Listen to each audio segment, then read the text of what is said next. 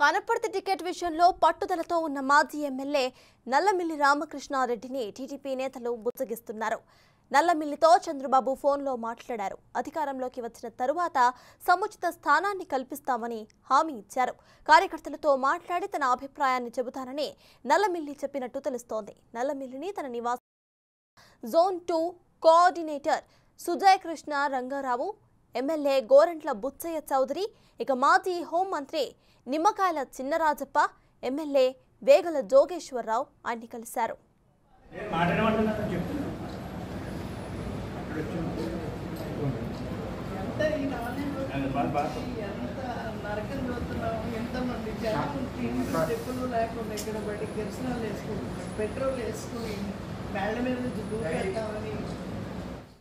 విషయంపై పూర్తి డీటెయిల్స్ మా ప్రతినిధి రాజేష్ అందిస్తారు. నల్లమిల్లిని అయితే చంద్రబాబు బుజ్జగించినట్టు తెలుస్తోంది. సో ప్రెసెంట్ ఆయన ఏమంటున్నారు?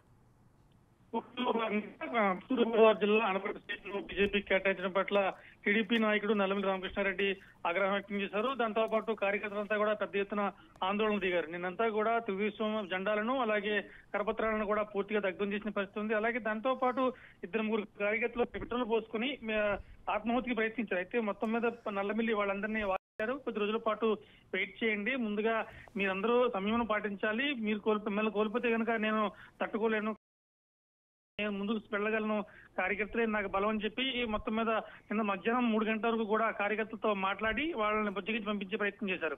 మరోవైపు ఇదే ఇందులో భాగంగానే నేను రాత్రి టీడీపీ అధినేత చంద్రబాబు కూడా నల్లమిల్లితో నేరుగా మాట్లాడే విషయంపై మళ్ళీ అధికారంలోకి వచ్చే కనుక సముచిత స్థానం కల్పిస్తాను, ఎట్టి పరిస్థితుల్లో కూడా ఆందోళన చెందవద్దు, తొందరపాటు నిర్ణయాలు తీసుకోవద్దని చెప్పి చంద్రబాబు సూచించినప్పటికీ ఎట్టి పరిస్థితుల్లో కూడా కార్యకర్తల అభిష్టమే తన నిర్ణయం చెప్పి చంద్రబాబుకు తెగేసి చెప్పినట్టుగా తెలిసింది. ఎట్టి పరిస్థితుల్లో కార్యకర్తలు అంగీకరించిన పక్షంలో వాళ్ళు ఏ నిర్ణయం తీసుకోమంటే ఆ నిర్ణయం తీసుకుంటానని చెప్పి చంద్రబాబు చెప్పడంతో మళ్ళీ బుజ్జగించే ప్రయత్నం ప్రారంభించారు. ఈ రోజు తూర్పుగోదావరి జిల్లాలో ఉన్న అగ్రనేతలందరూ కూడా టీడీపీకి సంబంధించిన చినరాజప్ప కావచ్చు, యనమల రామకృష్ణ కావచ్చు, అలాగే సుజయ్ రంగకృష్ణారావు, అలాగే బొడ్డు వెంకటరమణ చౌదరి, ఇలా టీడీపీకి సంబంధించిన సీనియర్ నేతలందరూ కూడా నల్లమిల్లి రామకృష్ణారెడ్డిని బుజ్జగించే ప్రయత్నించారు. నల్లమిల్లి రామకృష్ణారెడ్డి కుటుంబ సభ్యులను కూడా బుజ్జగించే ప్రయత్నించారు. ఒకసారిగా ఆయన కన్నీటిని వ్యక్తపరిచారు.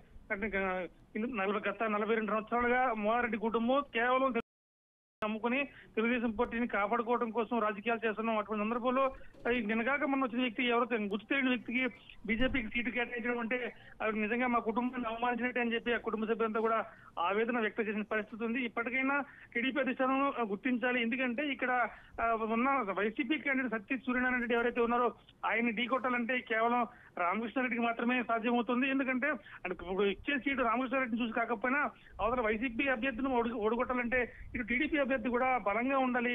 ఈ రకరకాల సమీకరణాలు సేకరించిన తర్వాత మాత్రమే అటువంటి నిర్ణయం తీసుకోవాలని చెప్పి ఎవరు రామకృష్ణారెడ్డి కుటుంబ సభ్యులైతే డిమాండ్ చేస్తున్న పరిస్థితి ఉంది. ఈ విషయం పార్టీ అధిష్టానం దృష్టికి తీసుకెళ్తామని చెప్పి గోరంట్ల బుచ్చి చౌదరి కావచ్చు, సుజయ కృష్ణ రంగారావు కావచ్చు, అలాగే మంత్రి చినరాజప్ప మాజీ మంత్రి, వీళ్ళందరూ కూడా నల్లమిల్లితో మాట్లాడి బుజ్జగించే ప్రయత్నం చేస్తున్నారు. నల్లమిల్లి మాత్రం సూటిగా స్పష్టంగా ఒకే ఒక్క ముఖ చెప్తున్నారు, నాకు మాత్రం సీటు కావాలి, సీటు రాని పక్షంలో మా కార్యకర్తలు కావచ్చు, నాయకులు కావచ్చు, ఏ నిర్ణయం తీసుకోమంటే ఆ నిర్ణయం పక్కాగా తీసుకుంటాను, ఈ విషయంపై మన అధిష్టానం పునరాలోచన చేయాలని చెప్పి చాలా స్పష్టంగా చెప్తారు. ఎందుకంటే ఇప్పటికే ఈ గత 4 ఏళ్లలో నల్లమిల్లి రామకృష్ణారెడ్డి మీద 38 కేసులు నమోదయ్యాయి, కార్యకర్తల మీద 100ల సంఖ్యలో కేసులు నమోదయ్యాయి.